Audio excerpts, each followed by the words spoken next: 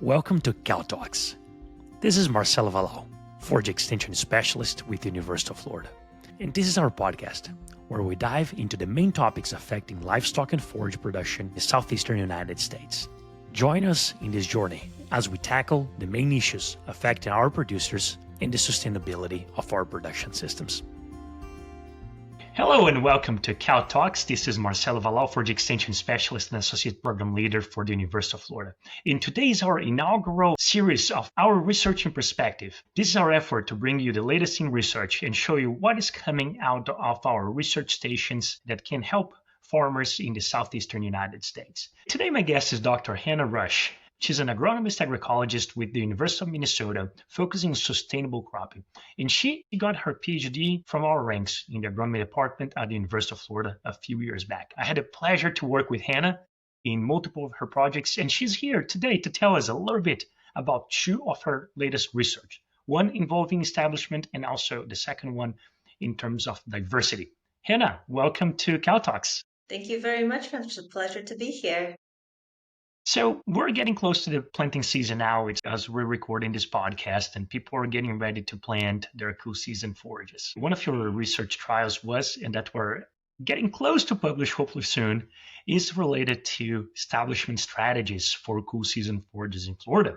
Can you tell us a little bit more about this research? So the study that we were working on was looking at 3 different establishment methods using conventional tillage, no tillage with an herbicide desiccated sod, and a no-till sod. And this was into Bahia grass. And so we were looking at these 3 different establishment methods, and we also wanted to look at how the interaction of nitrogen fertilization specifically would perform. So we looked at a zero nitrogen control, and we looked at a single application of 80 pounds of nitrogen per acre at planting, and 2 different split applications, one where we applied 30 pounds of nitrogen at planting, followed by 50 pounds of nitrogen per acre 45 days later. And then the last treatment, we just did the split the other way around. So we applied 50 pounds of nitrogen at planting, followed by 30 pounds of nitrogen 45 days after planting. That was the way that we set up the experiment, and our goal was to understand what were the effects of these treatments, where we have the combination of the establishment method in terms of the land preparation and the timing of the nitrogen fertilizer for those cool season crops that are getting established. We wanted to know what the effects were on soil moisture, particularly because the conservation tillage methods might help to retain some soil moisture at a time where we have limited precipitation in Florida. And then the nitrogen fertilizer strategy was to try to time delivery of the nitrogen fertilizer when the plants needed to take it up. So the idea being with the split applications that some fertilizer would be needed at germination for those young seedlings to take up, but more of the nitrogen would be taken up by plants that are a bit larger and able to take up more nitrogen with a larger root system. So those were kind of our objectives, to study the soil moisture, how the nitrogen timing impacted tillering of those grasses when they got established, and then also looking at the forage accumulation. And I should say we also included legumes in the study. However, we found that these were pretty marginal in the end, and so we didn't end up discussing them in the paper that we're hopefully going to have released soon. Yeah, so kind of decomposing a little bit of your treatment. So we're first looking into the different planting strategies. We either go in no-till or prepared seed bed. We know when you have prepared seed bed, you eliminate a lot of the competition. What would be the advantage of that no-till? So the idea with the no tillage was primarily as like a water conservation strategy. So you're right. If we have a clean seed bed to plant into, then that's going to get rid of some of the competition with the Bahia grass, which is a really vigorous perennial grass, of course. And it starts becoming more dormant at this time of year. If we do conventional tillage, then that is going to affect our next year, our subsequent years, Bahia grass pasture, of course. So if we no-till, there's a chance that that Bahia grass pasture will still be productive the next season. And the thatch from that grass can help to protect the soil from evaporation of water that there is in the soil to try and keep that water there for the seeds to germinate and become established. So that's one of the advantages of the no-till. But like you say, there is some potential for competition, especially if the Bahia grass hasn't gone dormant already. And that's why we also used the treatment where we applied glyphosate to kind of simulate a early dormancy of the Bahia grass to try to bring down the competition for Bahia grass, but keep the effect of holding in moisture to create an environment favorable to the germinating seeds. Just to clarify, that herbicide we applied at glyphosate was just a small rate of glyphosate, not a full rate, correct? That's correct. Yeah, we didn't want to kill the Bahia grass with the glyphosate. We just wanted to desiccate the growth above ground so that it would essentially give the seedlings a chance to get started. Perfect. What did we see in terms of water? So one of your ideas is that the no-till will help conserving water because it was not exposing that soil to air and to sunlight, not breaking down the soil structure, and that would conserve water. What did you see that in terms of water?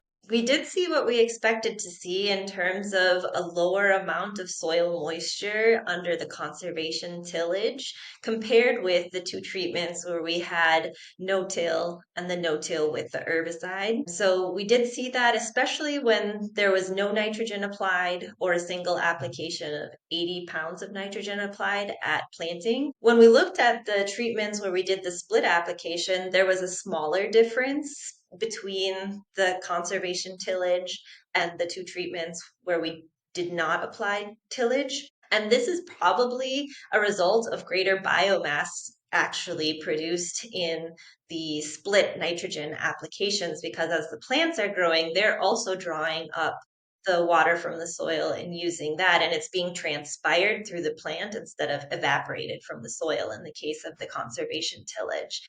But there is still water use. So that conservation tillage helped us maintaining and get those plants going and preserving and retain soil moisture whenever we had some rain. So looking into the nitrogen fertilization rate, the idea here was that many farmers are applying just once. They don't want to split application because you need to come back into the field again. And applying once was okay, but not the best. What did we see in terms of split applications and the relationship to the land prep method? Yes, when we did the split applications, we saw that the best result in terms of forage accumulation was when we applied the 30 pounds at planting, followed by 50 pounds 45 days later of nitrogen. And so that gave us the highest overall forage yield. And that was followed by the other split application where we applied the 50 pounds of nitrogen at planting, followed by 30 pounds of nitrogen 45 days later. So we did get a boost in forage accumulation when we had, in particular, the no-till land preparation with the herbicide, the glyphosate, plus the 30 pounds followed by 50 pounds. That produced the highest amount of forage accumulation in our experiment. And the no-till without the glyphosate, so just the no-till, didn't produce quite as much as when we did use the herbicide to control some of the competition from the Bahia grass. Yeah, that was very interesting and pretty much confirmed the hypothesis we had that we need to match that nitrogen supply with the demand we have from the plants. But also we don't have only from the cool season forages that we're establishing. We also have some demand from that Bahia grass that is active. When you have it competing, it's going to be active. It's going to take some of that nitrogen. It was very interesting. Very interesting result. What would be the recommendation for our farmers here to get the most out of their cool season forages? So, based on what we saw, folks are able to use a no-till drill and they can burn down some of the Bahia grass before planting. And then, if they're able to no-till drill their seed, grasses in particular, and I didn't mention this, but we planted a mix of grasses that included cereal rye, oats, and annual ryegrass. Those are the grasses that we used in our mixture. And then if you are going to do the split application, then applying the 30 pounds at planting of nitrogen, followed by the 50 pounds. of nitrogen 45 days later, then that will hopefully give you the best result, just like what we saw in our study down in Citra. Fantastic. And just to put some parameters here, we're talking about early season fertilization. Of course, if we want that forage, that pasture to continue producing throughout the season, we may need to come back mid-season with another application after some of the grazing events. But that initial phase is essential for us to get a good good start, because those cool season annual forages are extremely responsive to nitrogen. And when we fail to deliver that nitrogen early on, they are not just late in coming up, but also lower productivity compared to when you come early on and supply that nitrogen when plants need right at tillering. Awesome. So you mentioned a little bit of mixes. You mentioned the use of rye and oat and ryegrass and other things and clovers before. I want to plug this with another paper we got published, which is another chapter of our PhD dissertation, which is related to species diversity and also functional group diversity. Can you tell us a little bit more about that trial? Yeah, that was a trial that we conducted in Gainesville and in Marianna. So we had two locations for this one. And we looked at combinations of grasses on their own, either one, two, or three species of grasses. And then we looked at mixtures of grasses and legumes. So then we increased it to one legume and one grass, or two legumes, two grasses, three legumes, three grasses. So increasing both functional diversity there by incorporating a legume that can fix nitrogen from the atmosphere and make nitrogen available in our system, and the grass, which is a really good scavenger and good at putting on biomass quickly. We did an additional functional group with brassicas. So we were using things like rape and kale and radish. So we had up to 9 species in a mixture, and that would have been 3 grasses, 3 legumes, and 3 brassicas in that case. So we had a range from one grass all the way up to that 9 species mixtures that included a single functional group with that one grass, up to 3 different functional groups having the grass, the legume, and then brassicas, which are also quite good at taking up nitrogen and putting biomass on very quickly. So did we see there in terms of response? Is a 9-way mix necessarily better than a simpler mix? So the things that we were interested in evaluating were things like the forage of accumulation, of course. And then we were also interested in the case of the legumes about how much nitrogen they are introducing into the system. So to get back to your question, in terms of a forage accumulation, do we need 9 species? Yes or no?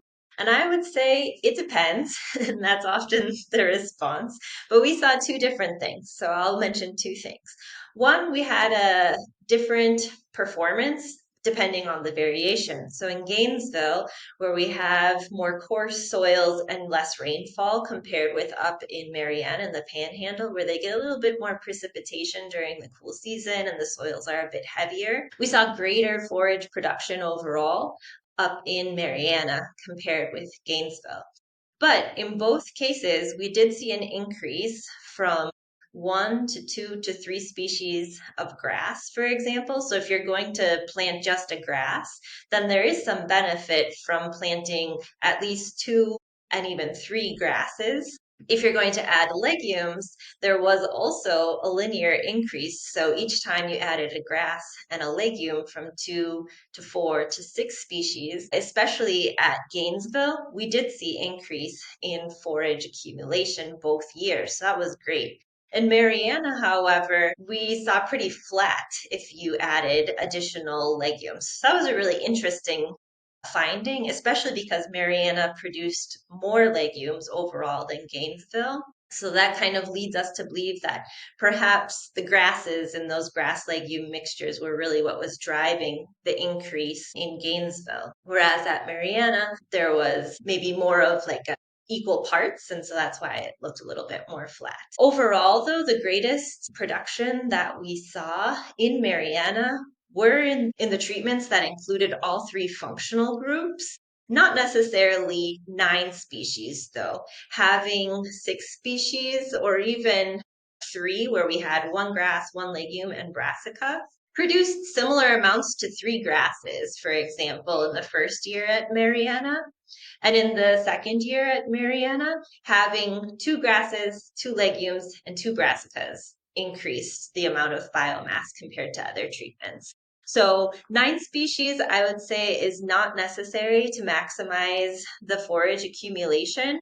However, including up to 6 species did seem to have a significant impact in both years. And those 6 species could be 3 grasses and 3 legumes, or 2 grasses, 2 legumes, and 2 grasses. This is a topic that often get asked about.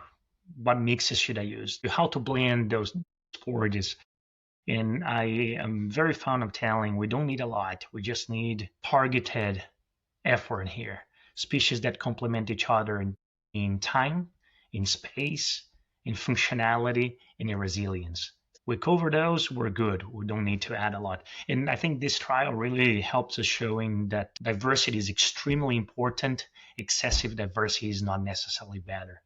At some point, it just becomes, from my opinion, expenditure in seeds or a waste of seeds. But that was very interesting. The other thing that you measure was related to nitrogen fixation. In one side, you had an important contribution of the legumes towards the nitrogen in the system, right? Right, yeah, particularly at Mariana. Yes, and I was very, very interesting. There's also something that people get confused is that legumes fix nitrogen, it's going to be directly available to grasses, and that's not really true, right? No, there is a time lag because the legumes, they'll fix nitrogen from the atmosphere with this relationship that they have with soil bacteria called rhizobia. And those bacteria live in the roots of the legume in little nodules that they make on the roots. And so the nitrogen is immediately available to the plant, but before the nitrogen becomes available to the soil for other species to take up, like the neighboring grasses, for example, then that tissue that the legume has with the nitrogen in it needs to break down and decay. So that could be the roots themselves that are breaking down and decaying, or the above ground leaves and stems that's breaking down and decaying. So that's going to take some time for that decomposition process to take place and release the nutrients, the nitrogen in this case, and make that available for uptake by the grasses. So there is a lag. And for those listeners that are more interested in this specific topic about legumes, we have an episode that we recycled from our sister podcast, Forage Nexus, a few weeks ago into the Cow Talks podcast. And we had Dr. Jim Muir and Dr. Jamie Foster, both from Texas A&M, talking about use of legumes in pasture systems. It was very good, and reinforces that idea that legumes add to the system, not directly to the grasses immediately, and the importance of having those legumes there. Hannah, I think both of those research are very fantastic and very applied to, we found some very interesting mechanistic effects, but also very direct strategies for our farmers to use. Anything else you'd like to share with our audience about your work, your previous work, that you'd include in your recommendations when talking to producers? Well, this is maybe not for a cool season grass, but I'm really interested in the work that's being done too with the rhizoma peanut as a warm season perennial grass with Bahia grass. So that's another space if folks maybe are less interested in incorporating a cool season annual forage into their systems, then perhaps thinking about incorporating a warm season perennial legume into a warm season system could be another space to explore. Fantastic. And we'll talk more about the use of perennial peanut in this series of episodes on our research in perspective, because we have some very cool stuff going on about perennial peanut. Yeah, absolutely. Thanks so much for joining Cow Talks podcast today and sharing a little bit of your experience in your research, so we get them outside of our research papers and into our farming community here. Thanks a lot. My pleasure. Thanks again for the invitation. Take care.